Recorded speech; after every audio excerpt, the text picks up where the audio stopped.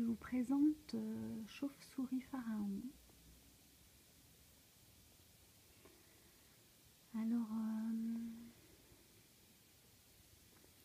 j'ai toujours observé la nature et je me suis toujours sentie bien dans cette nature.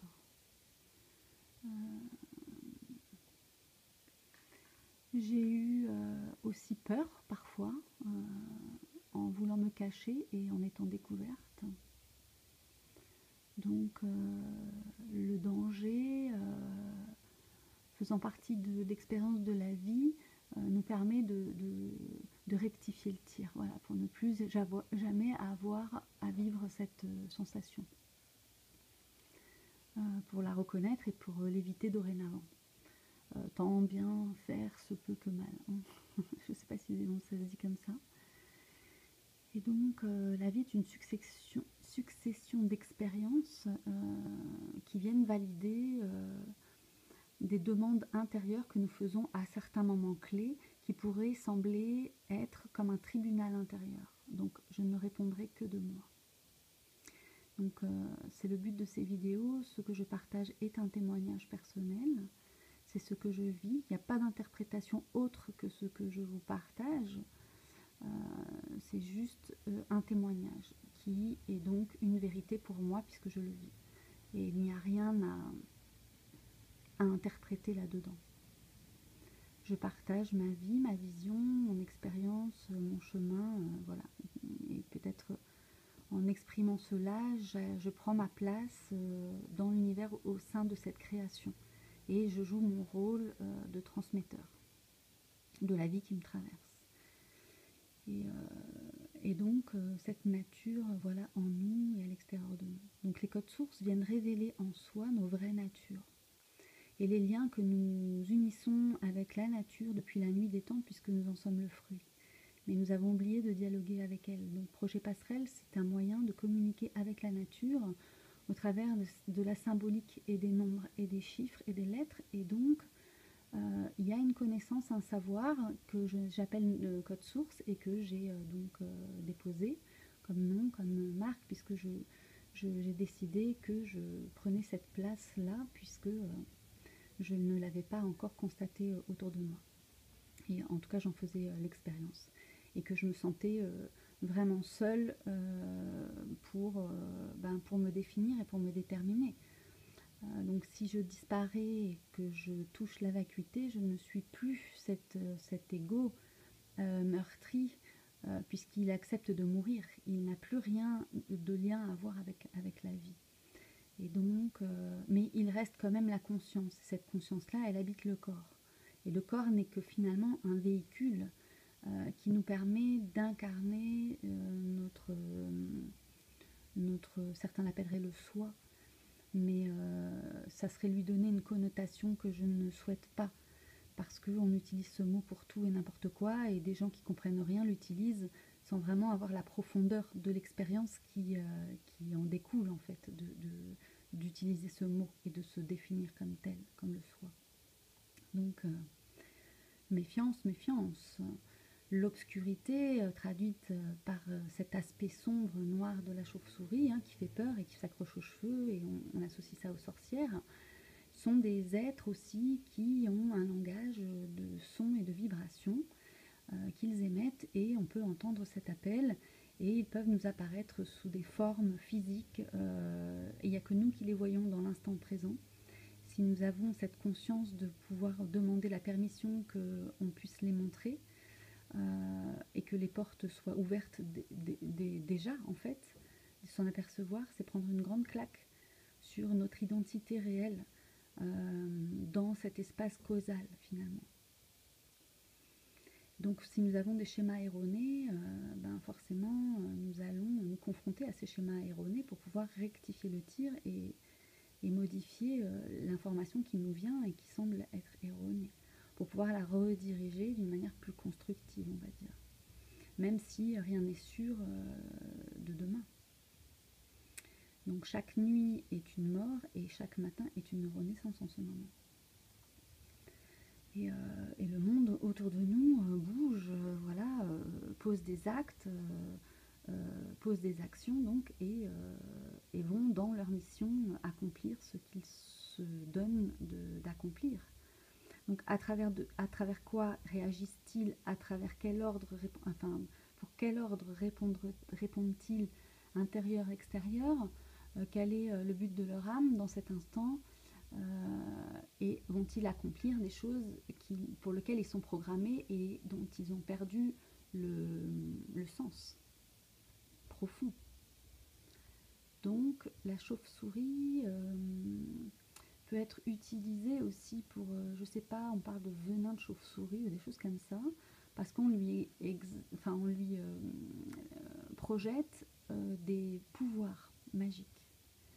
Et donc si on extrait une substance ou même une chauve-souris, on peut obtenir des extraits de poison ou des choses comme ça.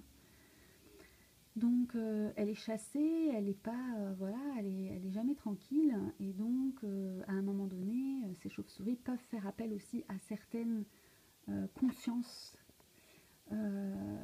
qui pourraient les entendre et avec lesquelles elles pourraient dialoguer, pour justement lancer l'alerte et dire il y a quelque chose qui ne va pas, il y a un déséquilibre, voilà, et je viens m'exprimer à travers un canal qui peut m'entendre et qui peut transmettre l'information.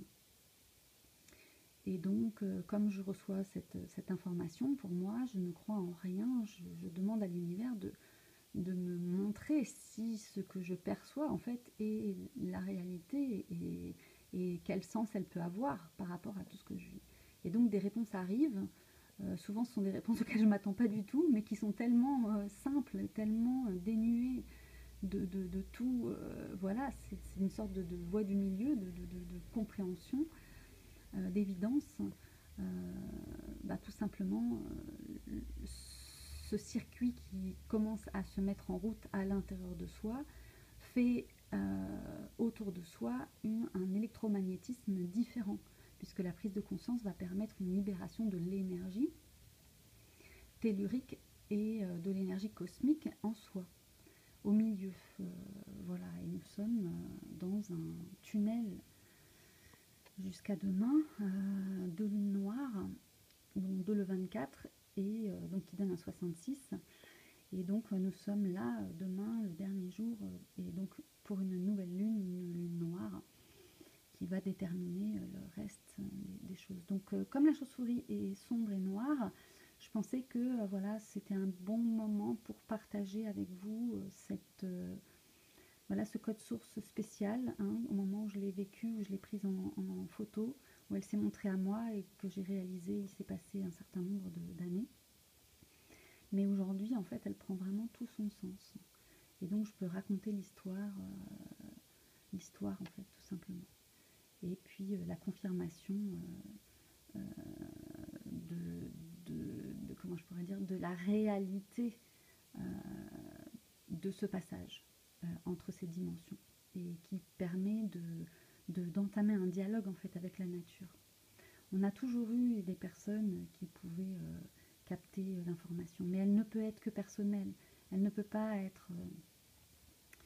c'est une expérience que l'on s'autorise à vivre, en fait.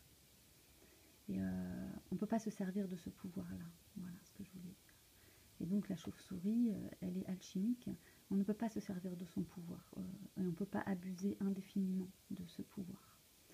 Donc il est temps de rétablir l'équilibre. Et donc peut-être que c'est aussi le langage qu'elle nous transmette à travers ce canal-là, pour nous dire que ce virus, voilà, c'est aussi un moyen de rectifier le tir de tout ce que l'on fait et que l'on abuse de la nature dans cette souffrance-là, et de revoir un petit peu nos bases, de revenir à l'essentiel, de revenir à la nature. Voilà.